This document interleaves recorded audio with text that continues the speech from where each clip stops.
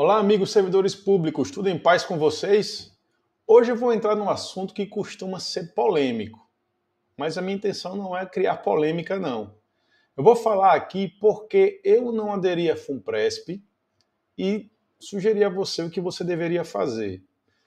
Antes de continuar, é importante deixar bem claro que aqui eu vou trazer considerações, aspectos que eu considerei para a minha realidade, para a realidade da minha família, certo?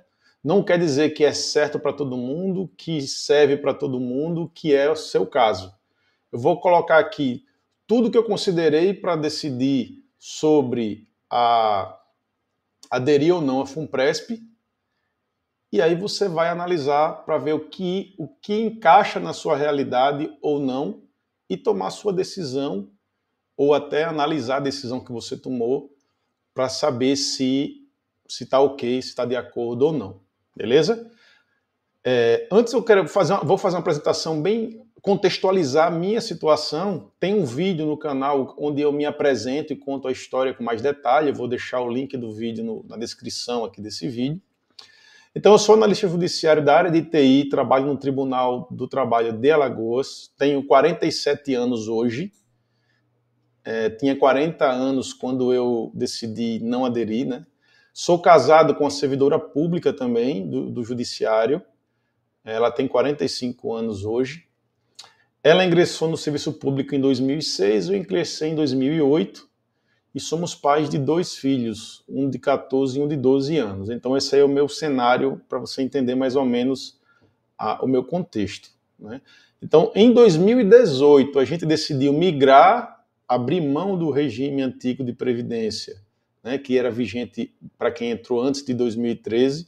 A gente decidiu migrar e decidimos também não aderir à FUNPRESP. Ok?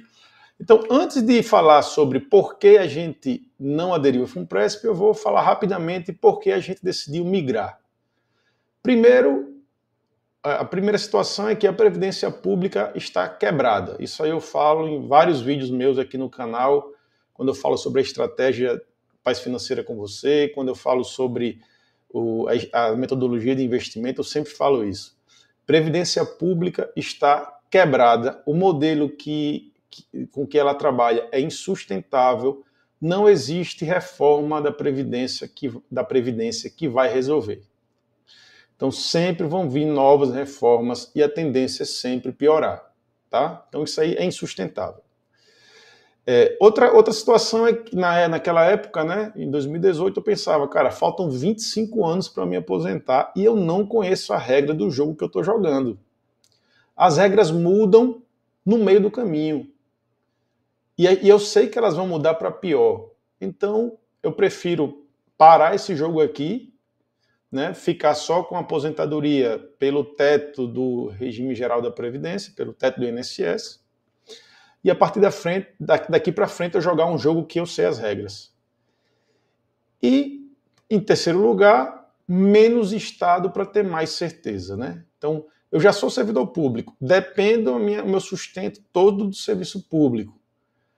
Eu queria diversificar, digamos assim, essa minha dependência. O meu sustento hoje da minha família vem do serviço público, mas a minha aposentadoria não seria 100% dependente do serviço público. Então, assim, hoje eu considero a parte que eu pago de previdência pública, né, que sai lá do meu contra-cheque, como um seguro. Ele é um seguro contra doença, afastamento, né, porque a gente tem o nosso regime trabalhista, digamos aqui, do servidor público, no meu caso, servidor público do Judiciário Federal. Se eu ficar doente, eu posso me afastar e continuar recebendo meu salário. Então, é como se fosse um seguro para mim.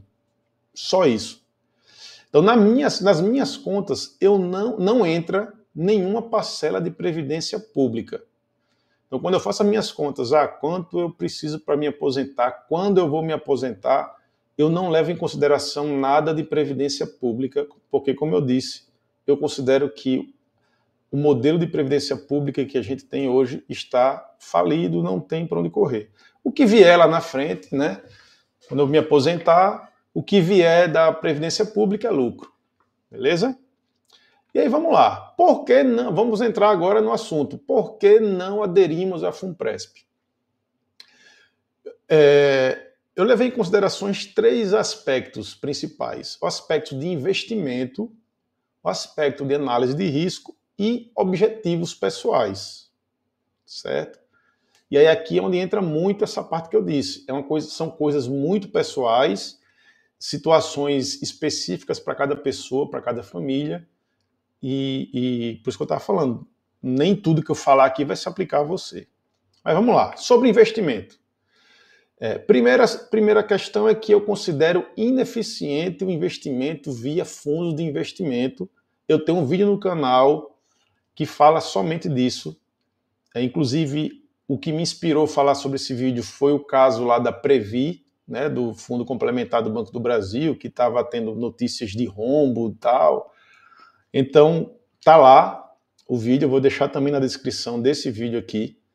Eu explico porque eu não gosto de investir em fundos de investimento, via fundos de investimento aberto, né? Com exceção dos fundos imobiliários, que tem uma natureza diferente. Lá no vídeo eu explico. Esse é o primeiro ponto. Segundo ponto, a carteira do fundo do plano de benefícios da FUNPRESP Jude, lembrando aqui, eu esqueci de falar no começo do vídeo, como eu sou servidor do Judiciário Federal, eu estou falando aqui especificamente da FUNPRESP Jude. A FUNPRESP SXE e outros planos de previdência complementar têm regras diferentes, mas no final das contas eu acho que tem muitas similaridades, tá? Mas então a carteira do fundo da FUNPRESP Jude, ela é super concentrada em renda fixa. Mais de 80% da carteira é renda fixa. E eu duvido muito que com a carteira nessa estrutura eles consigam atingir o benchmark que eles mesmos colocaram, que é o IPCA mais 4,25%, ou seja, 4,25% acima da inflação. Isso precisaria ser de rentabilidade real, né? Seriam 4,25% de rentabilidade real, tirando a inflação e tirando os impostos e as taxas. E é muito difícil. Nessa estrutura de carteira, pagando taxa de carregamento de 3,75%, é muito difícil ter essa rentabilidade. Tanto é que eu tirei da próprio relatório do fundo a rentabilidade nominal líquida, é nominal, não está livre de impostos aqui, tá? De 2013 até 2025, ou seja, já tem um horizonte bom aí de tempo, né? Pelo menos tem 12 anos aí de tempo, quase. Não está seguindo, não está conseguindo bater o benchmark. O benchmark está lá em 202%, enquanto o fundo está em 178%. Então, o próprio relatório confirma essa impressão que eu tive na época. Terceiro, baixíssima liquidez. Eu só posso tirar o dinheiro que está lá na FUNPRESP. Estou falando da minha parte, estou nem falando da parte da patrocinadora, que a gente vai falar mais na frente. Eu só posso tirar esse dinheiro se eu cessar o vínculo com o meu órgão, ou seja, se eu pedir exoneração. Traduzindo, esse dinheiro que está lá tem praticamente nenhuma liquidez. Eu não posso tirar esse dinheiro. E a falta de liquidez, quando a gente adota uma metodologia de investimento de carteira balanceada, como a gente adota aqui, você ter liquidez, ou seja, ter dinheiro em mão, você poder pegar esse dinheiro, é muito importante para você aproveitar oportunidades de investimento que vem no mercado e aumentar o seu retorno no final. Portanto, essa baixa liquidez era uma desvantagem também que eu achava muito grande em relação a aspectos de investimento.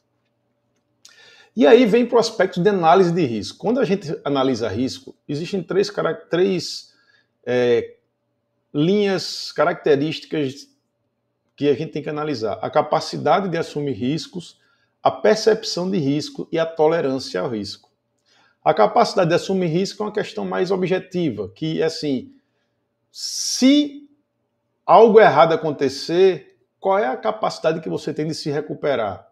Por exemplo, um investidor mais jovem, um cara que tem 20 anos, ele consegue assumir um risco maior porque a capacidade de assumir risco é maior uma vez que, caso aconteça algo errado, ele tem tempo para se recuperar. No meu caso, lá em 2018, eu tinha 40 anos, 2 filhos ainda pequenos, uma reserva pequena, não tinha muito dinheiro investido, e a minha única fonte de sustento era o serviço público.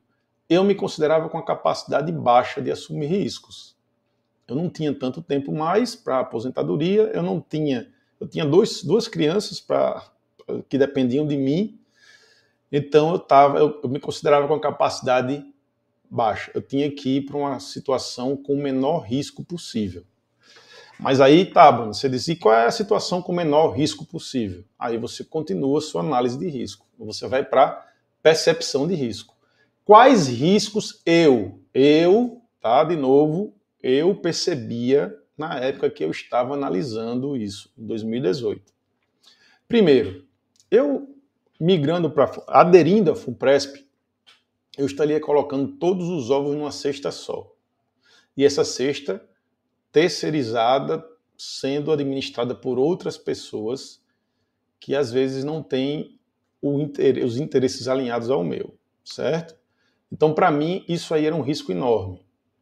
Aderir à FUNPRESP e deixar só a grana lá, contando que a Previdência Pública está falida e eu não posso contar muito com aquela fatia da Previdência Pública, eu estaria colocando tudo numa cesta só.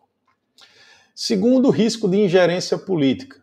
Como eu vou falar um pouco mais na frente, o fato da União ser patrocinadora do fundo dá a ela o direito de nomear 3 dos 6 conselheiros do Conselho Deliberativo da FUNPRESP-JUDE. Portanto, pode não ser uma ingerência política tão grande quanto numa empresa pública como é o Banco do Brasil, por exemplo, os Correios, mas há influência da União, sim, nos rumos do fundo, certo? Isso daí traz também um potencial de conflito de interesses. O investimento em fundos de investimento por si só já tem esse aspecto de conflito de interesse. Lá naquele vídeo que eu explico por que eu não invisto em fundos, eu falo um pouco sobre isso também. O vídeo vai estar o link do vídeo vai estar aqui na descrição.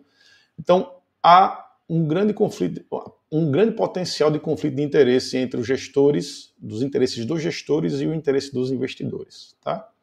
E por último, o risco de insegurança jurídica no Brasil. Eu não preciso nem explicar, nem falar sobre insegurança jurídica no Brasil, certo? Então, nada garante que as regras da FUNPRESP iam se manter nos próximos 25 anos, que era o tempo que faltava para me aposentar. Pode ser uma opinião de leigo, eu sou da área de TI, não sou da área jurídica, mas para mim naquela hora tinha essa insegurança. Tá? E aí, numa insegurança jurídica, na hora de jogar a lei no lixo, digamos assim, é muito mais fácil para o governo, para a União, ou para quem decide as leis, ou quem decide o que vai fazer, mexer com um grupo de aposentados do que mexer com o mercado financeiro. É muito mais fácil pegar lá os aposentados do Judiciário e do Ministério Público Federal e mexer do que você mexer com todas as empresas do Brasil, os bancos, né? Então eram esses riscos que eu percebia naquela época. E aí eu vinha ver a minha tolerância. Eu tinha aqueles riscos ali, e quão tolerante a eles eu era. Eu conseguiria assumir aqueles riscos e ficar tranquilo? Para mim, não. Simplesmente eu não ia conseguir dormir sabendo que o meu futuro ia estar totalmente na mão de terceiros diante daqueles riscos que eu percebi. Você pode estar percebendo outros, você pode não perceber aqueles riscos, você pode estar vendo outros riscos na minha metodologia que eu não considero tão arriscado assim. Enfim, diante dos riscos que eu percebia, eu vi que a tolerância a risco minha era muito baixa. Eu não ia conseguir dormir em paz se eu tivesse na situação de todo o meu investimento para aposentadoria estar na FUNPRESP e eu sem fazer nada. Tá? Então eu decidi eu mesmo cuidar disso para me trazer paz de espírito e um sentimento de segurança para minha família. Em relação aos riscos era isso. Em relação aos objetivos pessoais, o primeiro ponto é que o nosso plano sempre foi, aos 60 anos, ter a liberdade de escolher. Não quer dizer que eu vá realmente parar de trabalhar aos 60, mas aos 60 anos, quer dizer, parar de trabalhar aos 60, com certeza eu não vou. Mas parar de trabalhar no serviço público aos 60, eu quero ter essa escolha. E investindo na Funpresp, eu não teria essa escolha, né? A Funpresp, o dinheiro ia estar lá, eu não ia estar aprendendo a investir, e eu só consigo sacar o dinheiro se eu cessar todo o meu vínculo, se eu me aposentar, certo? Beleza. Mas a forma de eu ter essa liberdade seria eu ter o meu patrimônio sob o meu controle, gerando renda direto para mim, e eu, ao longo desse tempo todo, aprendendo a investir e a cuidar dele. Beleza? Então, a primeira coisa era essa, ter liberdade aos 60 anos. Liberdade de escolha. Segundo ponto, como eu já falei, durante esse período todo, dos 40 aos 60, né, 20 anos, eu ia ter 20 anos para aprender, para ganhar experiências. Eu gosto de aprender, gosto de conhecer coisas novas. E o fato de eu ter a necessidade de assumir o total controle sobre a minha aposentadoria me motivava a aprender sobre investimentos, sobre finanças pessoais. E isso aí ia me trazer uma autossuficiência, uma autonomia em relação à minha vida financeira, a vida financeira da minha família. O que para mim dava, como eu já falei até sobre isso, dava uma sensação de segurança muito grande. E como você vai ouvir eu falar nesse canal em quase todos os vídeos, você também pode fazer isso. A metodologia de investimento que eu criei foi justamente, eu passei de 2018 até 2025, até o final do ano passado, digamos assim, foi quando eu lancei o canal, tirando o lixo do caminho, enxugando e deixando só as coisas mais importantes na metodologia, de forma que seja algo simples. Não é fácil, não estou dizendo que aqui vai ser muito que é fácil, mas é uma coisa simples que qualquer pessoa que tenha disposição e a vontade conseguiria fazer o seu investimento, cuidar da sua aposentadoria com segurança e autonomia, tá? Mas aí... no canal tem uma playlist chamada Se Aposenta em Paz. Nessa playlist eu falo sobre a metodologia de investimento e falo sobre a metodologia, a estratégia de seleção de renda fixa, fundos imobiliários e ações. Está aqui também o link na descrição, tá? Aproveitando, lembra aí de curtir, comentar, compartilhar o vídeo, beleza? Para ajudar o canal a crescer. Então vamos lá. Eu queria aprender coisas novas e ter autossuficiência. Então, terceiro, eu pretendia já naquela época ter uma renda sem prazo definido. A Funpresp, ela me dá uma renda com prazo de 20 anos. E depois eu tenho que depender do Fundo de Benefícios Extraordinários, que para mim, como eu falei, ele segue o mesmo modelo da Previdência Pública, que é um fundo coletivo que o pagamento dos beneficiários depende de novos aportes, de novos entrantes. Isso aí no futuro também tende a sofrer. Então eu queria uma renda sem prazo definido. É uma renda perpétua, mais do que perpétua, é uma renda eterna, porque quando a gente se for, vai ficar aí o dinheiro. Não que deixar a herança para os meus filhos seja uma preocupação minha, mas a herança deles é educação. Mas fatalmente vai sobrar alguma coisa e eles vão ter que tomar conta. Aí você pode dizer para mim, não, Bruno, mas quando eu me aposentar eu posso sacar todo o dinheiro da Funpresp. Tá, aí você vai estar lá com 60, 65 anos, vai sacar o dinheiro todo da Funpresp e vai fazer o que com ele? Você não vai saber o que fazer.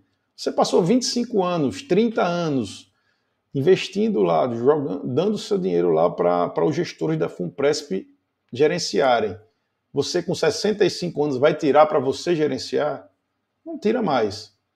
Agora, se você ficou durante 20, 25, 30 anos investindo seu próprio dinheiro, aprendendo e ganhando experiência, você vai continuar até os 90, até os 100 fazendo isso, tá? Então, renda sem prazo definido.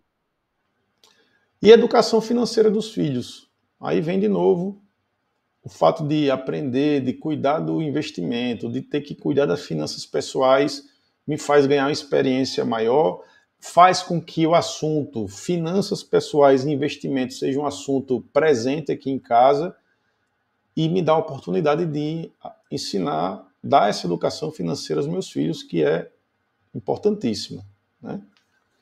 Então, basicamente, são esses os motivos que me fizeram migrar, ou não aderir a FUNPRESP. Migrar de regime e não aderir a FUNPRESP. Eu e minha esposa, certo? Questões de investimento, que eu já expliquei lá.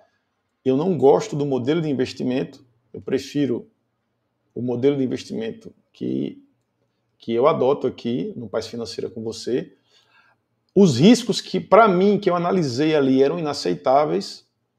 Preferi os riscos do investimento do faça você mesmo, a aposentadoria, e eu tinha alguns objetivos pessoais que a FUNPRESP não se encaixava muito bem. O investimento por conta própria me dava essa flexibilidade e a oportunidade de eu aplicar esses objetivos pessoais. Mas aí você deve estar falando aí, não, peraí, ele não falou ainda das vantagens da FUNPRESP, né? Toda vez que eu converso, as pessoas falam comigo, usam como justificativa algumas vantagens que a FUNPRESP tem, realmente são vantagens, tá? Não vou dizer que não são, mas foram analisadas sim. Primeiro, o patrocínio da União. Como eu já falei, já tem um aspecto que para mim já era negativo, o patrocínio da União, que é dar direito a ela de nomear a metade do Conselho Deliberativo do fundo. Isso aí dá poder à União de interferir no andamento do fundo, bem ou mal, muito ou pouco, mas ela tem esse poder. Mas eu vou falar um pouco mais sobre isso, sobre o patrocínio da União especificamente, no próximo slide. O segundo grande benefício é o diferimento do imposto de renda retido na fonte. Realmente é um benefício, né? Como o dinheiro que você investe na FUNPRESP, ele sai da sua base de cálculo, você acaba tendo um desconto menor na fonte. Mas atenção, aí é um conselho para você que está na FUNPRESP. Às vezes o pessoal usa isso daí, até os bancos quando vão vender previdência privada, usa isso como se fosse um presente, mas não é um presente, é um diferimento. Você está deixando de pagar imposto agora para pagar imposto no futuro quando você for sacar o dinheiro. Portanto, isso só é vantagem se esse imposto a menos que você paga, se você reinveste. Se você não reinvestir, você não está tendo vantagem nenhuma. Você está gastando dinheiro que deveria estar sendo investido, certo? Então, já é um conselho para quem está na FUNPRESP ou qualquer plano de previdência PGBL e tem uma diminuição do desconto na folha e não investe isso, não tem vantagem nenhuma, certo? Não tem vantagem. Mesmo assim, é uma vantagem, você tem um dinheiro a mais para investir, ótimo.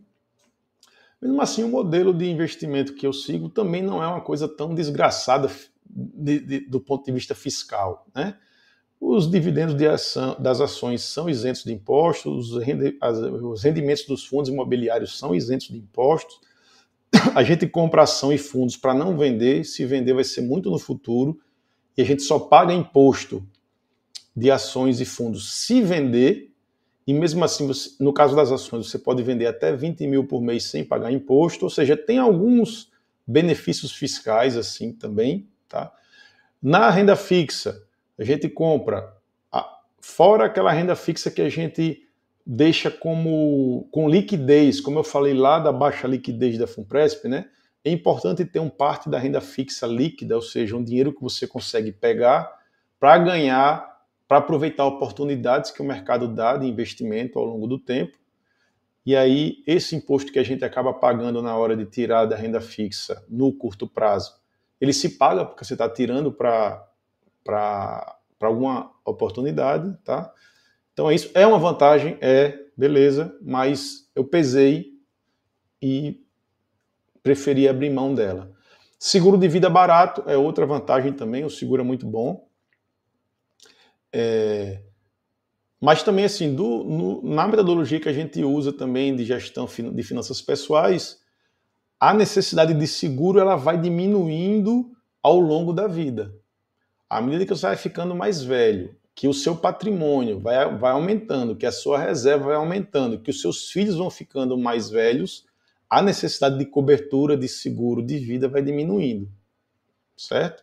Porque você já vai ter um patrimônio sólido, grande, para cobrir alguma emergência, e os seus filhos também já vão estar, se Deus quiser, com toda a educação que a gente vai dar, com toda a educação financeira, inclusive, eles vão estar independentes. E tem um outro benefício que, para mim, na verdade, não é um benefício, é um malefício, que é você não ter trabalho de investir, de cuidar do seu dinheiro. Para mim, isso é, como eu falei, é um dos riscos que eu apontei, tá? Então, assim, os benefícios existem, sim, não estou falando que não existem, mas foram pesados na decisão da gente. Em relação ao patrocínio da União, eu acho que vale a pena entrar um pouco mais no detalhe aqui, também olhando para o meu cenário, é que todo mundo faz a conta bem simples, né? É o seguinte, a conta é muito simples que o pessoal faz. Eu ponho R$50, o patrocinador põe mais 50, é 100%. Não é 100%. Vamos fazer as contas aqui direitinho. Geralmente o pessoal para aqui na conta. Nessa simulação aqui eu coloquei valores de R$50 para ficar fácil a conta, para ficar fácil a visualização. Se eu ponho 50, o patrocinador põe 50, então é 100. Aí o pessoal vai para a conta aqui. Não, vamos continuar a conta. Em cima desses 100, tá, vamos lá, R$50, né? Só voltando um pouco. Eu coloquei 50 na Funpresp, ele se transforma em 100 porque o patrocinador põe 100. Ou então, a outra opção é eu colocar 50 nos meus investimentos, certo? Mas vamos ver que não é esse 100 aqui. Aí tem a taxa de carregamento, que é 3,75% em cima dos R$100. Esse 100 agora deixa de ser 100, já vai ser menos 3,75%.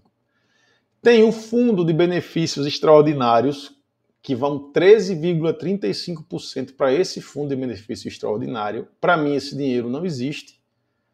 Primeiro porque eu falei, como eu disse, o fundo de benefício extraordinário, assim como eu não considero a previdência pública, eu também não gostaria de contar com esse dinheiro do fundo de benefício extraordinário, porque a tendência é que ele comece a sofrer também no futuro. Outra questão é, como eu disse, eu queria ter liberdade de me aposentar aos 60.